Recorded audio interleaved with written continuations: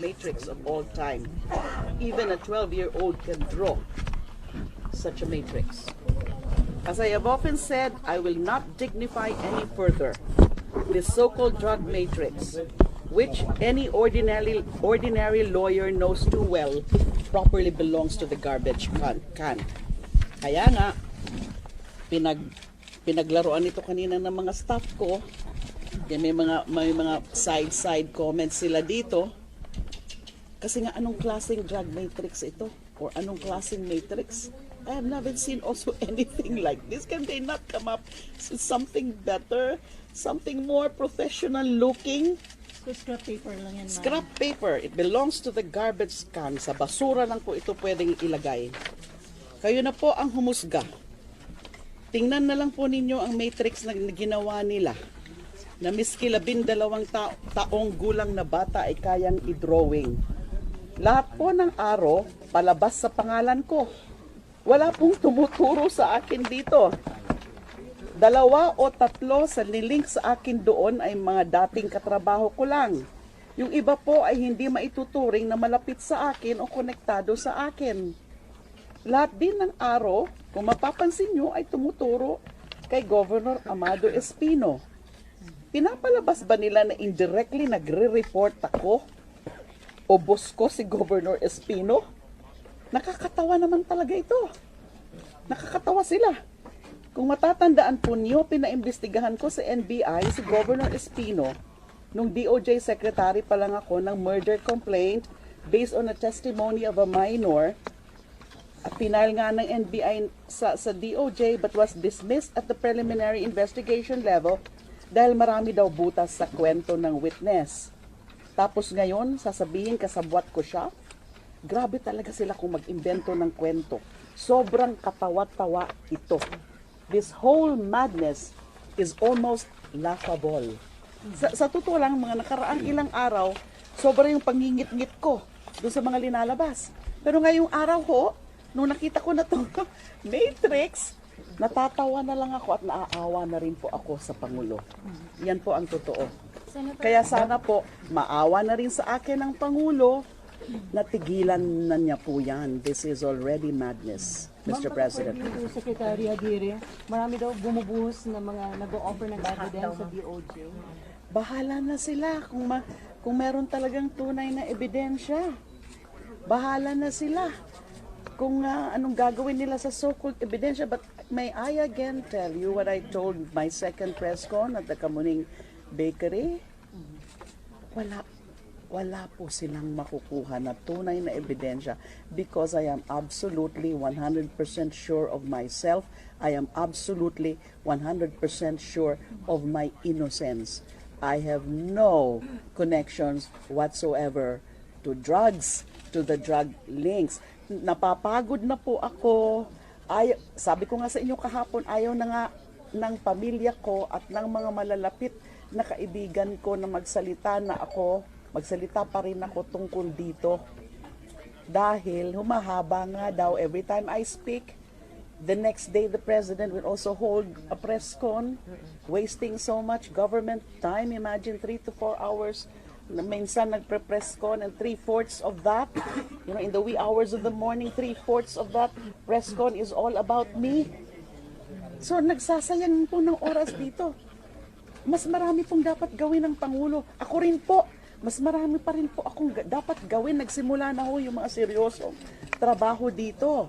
Sa Senado, gusto ko na ho mag-concentrate, mag-focus sa pinakatunay na trabaho.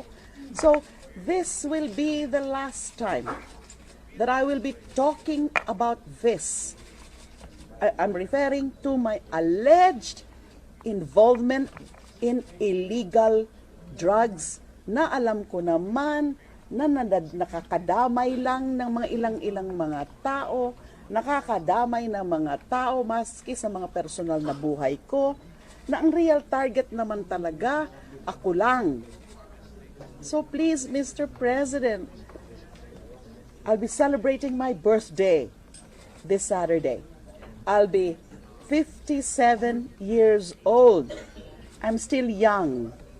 So sana po, dun sa mga matitira ko pang mga taon dito, mahaba-haba pa naman ho siguro yan, God willing, dito sa mundong ito, makabuluhan naman ang aking mga gagawin rather than ito na napipilitan akong sumasagot sa mga kabalastugan na ito. Yun po ang pwede ko sabihin ngayon. I promise myself not to be emotional. This is supposed to be a light moments for everyone. We're celebrating my birthday here. But anyway, this is the last time. I want to focus on the real issues at hand.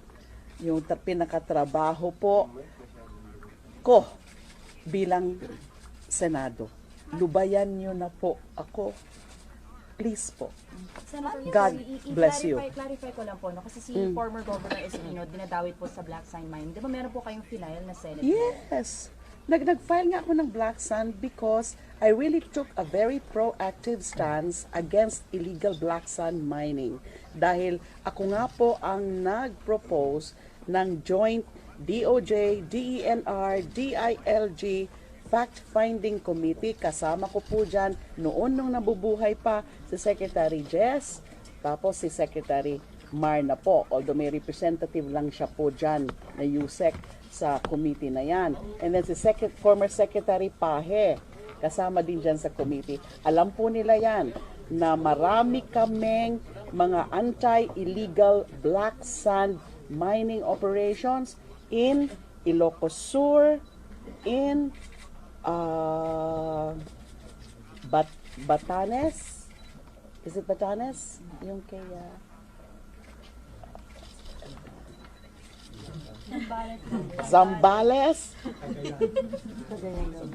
Zambales, Cagayan, Pangasinan. Several po ang naging mga operations namin sa illegal black sand. So, dinadawit din nga si Governor Espino dyan sa illegal black sand. Ang pagkakatanda ko, pinaiimbestigahan ko rin po siya sa illegal black sand mining and illegal quarrying. Although ang talagang yung nag-prosper so far in the sense na nakarating sa PI level is the murder case against former Infanta Pangasinan Mayor na kinatay. Na ang tinuturo nga ng child witness na yan as allegedly mastermind si Governor Espino. Alam po yan, alam po yung tungkol sa kaso na yan ni former Congressman Nani Braganza of Pangasinan. You can confirm it from him na pinakasuhan ko yan. You can confirm it from the records of the DOJ na pinakasuhan ko po yan si Governor Espino. How do you take, ma'am, yung revelations on your personal life, new boy? It's very offensive. As a woman, it's very offensive. Kasi ayaw ko talagang nagtatouch as much as possible sa personal na buhay ko. Personal na buhay is personal na buhay. Sagrado po para sa akin yan. You can only start prying into my private life kung nakikita nyo na it is affecting the performance of my work. That is always my attitude. So ngayon nga, yan, sa ganyan, kaya sasagutin ko na yung next na tanong nyo. Magtatanong na siguro kayo ulit dun sa isa na naman, dinadawit na naman, nakawawa na naman. Is, hindi ko na siguro muna tatanungin yan. You know, it's part of my staff, it's part of my security. You know, so, yes. So Parang ang hindi po information siya, po supposedly from Chairman Tolentino. Oh, Parang hindi- you wrote to him about what? may request pero hindi po na-elaborate ni Presidente An yesterday. official request, but I don't think it's a person. Is that evidence of my relationship? My God, grabe naman ito. Pero what I mean, was the request about, ma'am? hindi ko alam. It's about yung sa ano niya as former MMDA and enforcer. Pero have you requested for warrant to be your Requested? security escort? No, I cannot. Or general lang It's yung a request? general. It was just assigned to me. I don't remember kasi Mr. Thompson says he was just assigned to me and is no longer connected with MMDA. Now, bakit napapangalanan dito si Former MMDA Chair Francis Tolentino. Hindi ko alam kung i-confirm niya na siya na yung source ng balita na yan, na boyfriend ko yan. Hindi ko akalain, chismoso rin pala siya. You see malice in that. Very, I can see, it's really very, very malicious. Tapos, magdadawit din, ano rin kay Chair Francis Tolentino. I can imagine now what Francis Tolentino is feeling at the moment. He would be so awkward. He would not know whether to admit or not that he's the source of the chismis. It's plain and simple chismis. That's it. Anong intention tingin nyo? Bakit pati yung mga ganung details of your personal life? Well, maybe, part siya ng strategy nila. Maybe including the president, trying to undermine, trying to diminish my credibility, and trying to break my spirit. Pero I can tell you now, pero have you they're dead wrong when they think that they can break my spirit. Pero ma'am, have you anticipated that all these things happening now? I told you, unimaginable ito, unprecedented, Pero the mere being fact, done by no less than of the president to a female official. pero ma'am, the mere fact that he gave this statement that I would destroy her, hindi ba nyo naisip na you were being alluded to? Hindi. Nangyari na nga. Ako na nga ang dinidestroy niya. I mean, Pero prior to that? clearly, I was the one he is alluding to. Kasi that's what he's doing now, destroying me. Although, sinabi ko sa inyo nung second press con na nakarating nga sa akin yung mga balita na meron mga nagpa-project sa akin. Yung isang example is meron daw umiikot na grupo doon sa Bilibid trying to access mga drug convicts para ituro nga ako na involved ako dyan, na beneficiary nila ako o protector nila ako, etc. Now, I was just brushing it aside kasi sabi ko pwede ba yung gawin nila? Na alam naman nila na wala namang katotohanan yon. So now, parang, wow, totoo pala, parang totoo. Yung sinasabi na pinaproject ako at hindi lang nga daw ako, marami nga daw na mga persons perceived to be close to me. Pwedeng totoong close, pwedeng hindi totoo. Perceived close to me na idadawit din. Para lang, to create a whole web of all this na para bang, all of a sudden nga, para bang ako na yung pinaka-drug overlord. Yung even bigger than Peter ko. Ethics complaint. May ethics complaint. A certain lawyer, ma'am. Yes, somebody told me. But I'll just wait for that. Kung furnishan ako ng copy ng Committee on Ethics, I'd rather that the Ethics Committee tackle that first, and then let's find out kung ano ang magiging action nila. Pero if you expect na magiging fair sa inyo, especially yung mga senators, I can only hope that there is fairness, because everything that is happening is absolutely unfair to me. So, ma'am, are you hoping na yung Senate leadership to take a stand para i-depensa kayo with these allegations by the president? Well, I leave it up to them. I don't want to create discomforts within the institution. Ito nga mga nangyayari ngayon, nadi-distract nga. Kasi this is the biggest issue always, every day. Yung ginagawa sa akin, natatabunan yung mga mas importante. Itong press ko nito, sigurado, mas may prominence ito kaysa dyan sa napaka-importanting public hearing on the emergency powers. Di hamak na mas importante yan, di ho ba? But this press con, I'm sure, it will grab the headlines. And talking about headlines, I just want to take this opportunity. Yung headline po ng isang major broadsheet ngayon is grossly misleading. Which one, ma'am? But do you still have plans, ma'am? I think you to know. continue the hearing? or in the past day, Which one, ma'am? Di ba yung headline, former or ex DOJ exec tags Laila. And ano yung basis? Yung press statement ni Yusek Baraan kahapon. Kung i-review nyo yung statement ni Yusek Baraan, there's nothing there about allegedly tagging me. Diba? Ang nakalagay doon, of course, he is definitely denying. And then sinasabi nga, ine-explain niya kung ano yung pinaka-role niya noon as Yusek in charge of Bucor. He is explaining, because I was furnished a copy of that statement, and I can confirm that explanation of his. I confirm na as Yusek in charge of Bucor, he has limited administrative supervision over Bucor.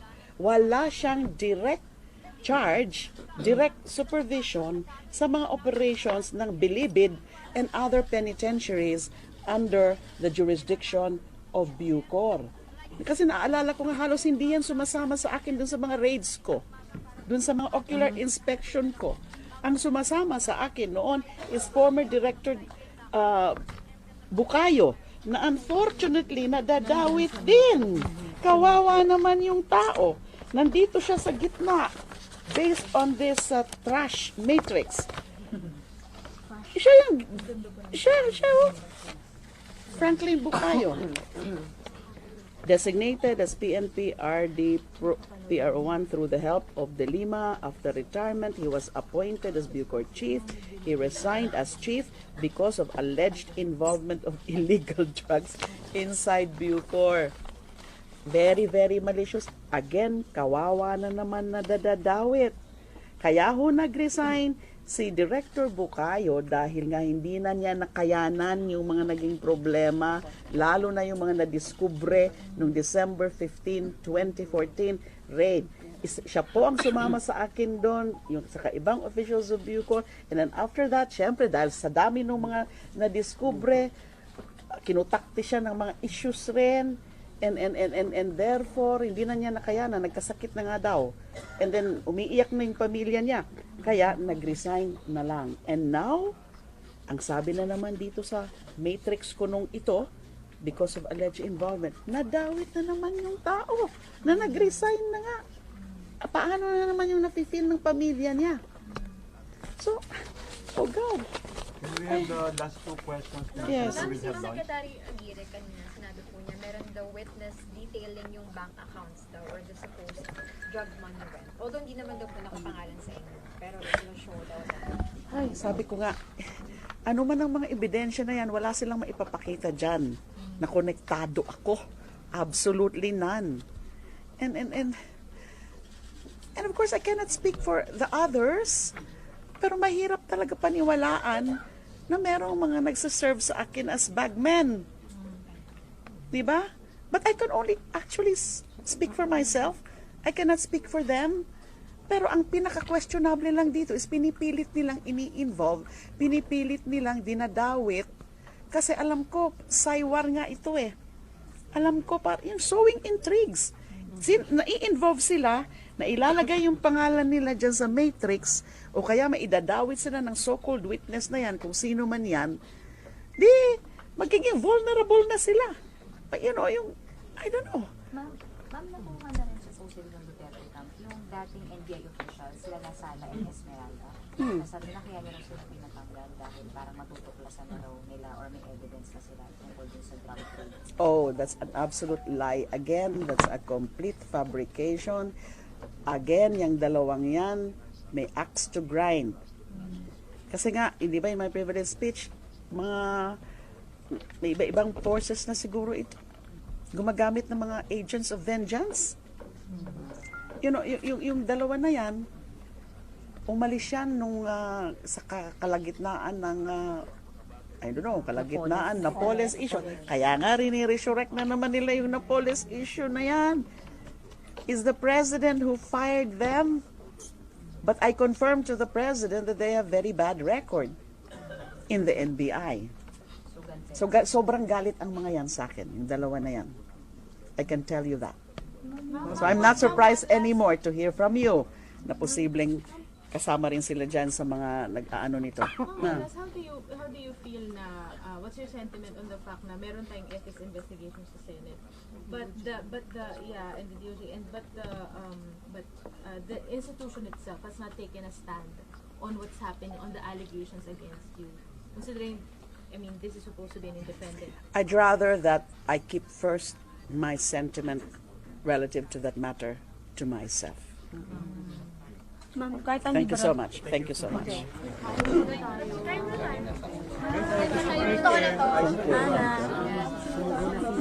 Si ma'am napapasok na sa gitna. Sobra-sobra na yung pagpabig-pagbigay ko sa inyo, ha? I have no intention to be saying